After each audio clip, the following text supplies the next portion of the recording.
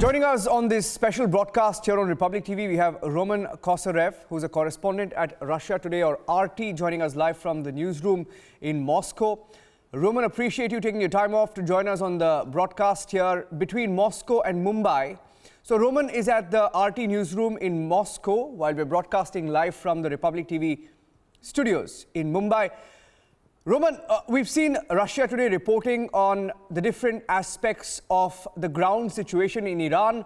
More specifically, I thought we should connect with RT also because there was a video that emerged in the last 24 hours of a missile, what seems like a missile or something in the skies that hit the Ukrainian Airlines plane, following which it came down crashing. Many countries are responding, including Canada, which has lost a lot of citizens in this crash. They believe it was a missile that hit the plane and it came down, although they believe it may be unintentional. At Russia Today, what are the facts available with your team on the facts of the case?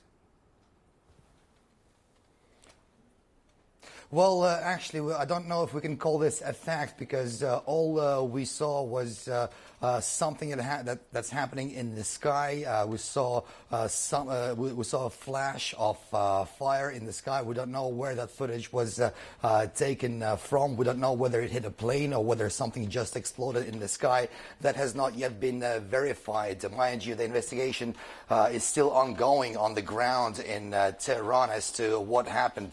But the narrative in mass media is already that it was a missile that hit the plane. But once again, we here at RT still don't know whether it's a fact or not because that has not yet been verified, and it's something that's being pushed in the media as perhaps factual. Meanwhile, it is not yet been proven.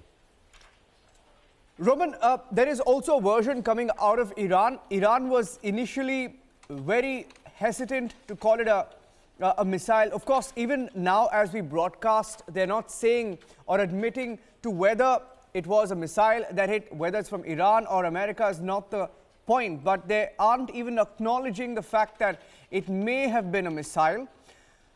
What is the response, the official response that is coming out of Tehran this evening? Well, the response, we already heard it. Iran's civil aviation chief completely dismissed the claim that it was a missile, that something hit the Ukrainian plane. And the Iranian civil aviation chief is calling it psychological warfare against his country by the countries who are now accusing Iran of shooting down the Ukrainian plane. Mind you, that this was a Ukrainian plane. We already heard from Ukraine's president, Vladimir Zelensky, who's not yet accusing anyone of shooting down the plane, and he's waiting, well, probably like a normal person would, for the investigation to be concluded without pointing any fingers at anyone at the moment. So once again, the investigation is ongoing, and it's far too early to tell what the cause of this incident was. Yes. On the ground, there are several videos that are emerging, and that's one challenge that we're finding it here at Republic TV, Roman. There are so many videos that are coming out of the state media in Iran.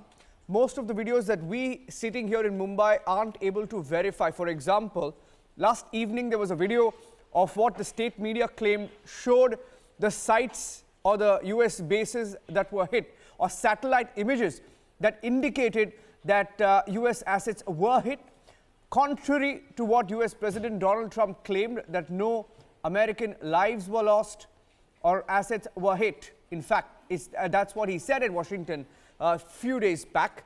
But what have you found in the course of your reporting at RT on the kind of damage inflicted on the US bases that were targeted?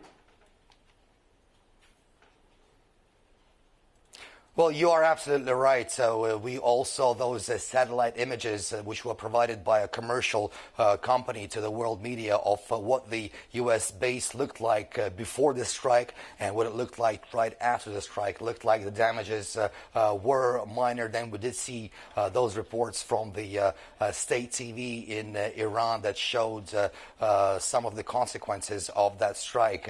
Well, from the very beginning, from right after those strikes took place, Iran said that they have avenged the killing of their top general by making those strikes. And they also added that the strikes were not against U.S. citizens. It was against U.S. military assets. And they actually called it a slap in the face to the United States. And they said that at this point their retaliation would be concluded. However, they also said that their final goal is to make sure that the United States remove their troops from the region.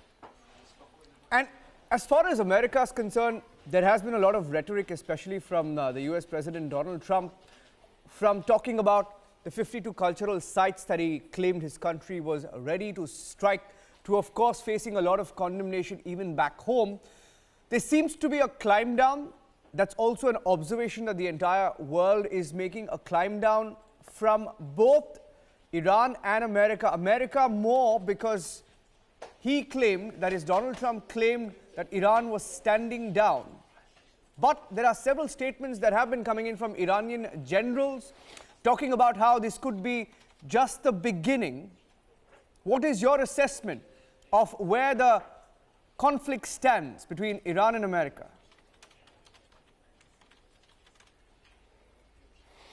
Well, thankfully, at the moment, it looks like we have completely avoided continuous tit-for-tat retaliation in the region between Iran and the United States. I mean, we've heard from the U.S.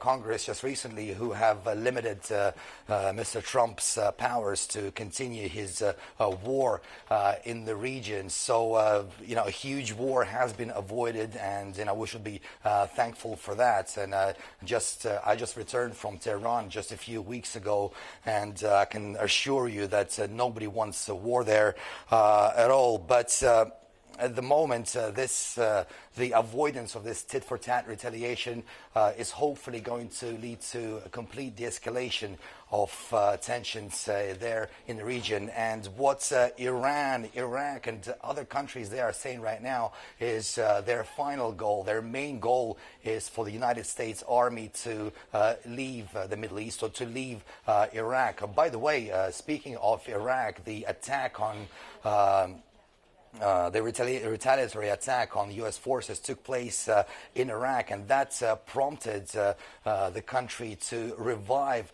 their talks with Russia on buying Russian air missile defense systems. And so certainly a lot of other issues have been raised as a result of that attack. But at the moment, the de-escalation has taken place. Everybody is hoping that big war has been avoided so far. And like I said earlier, right now the talk is for the United States to leave the region completely.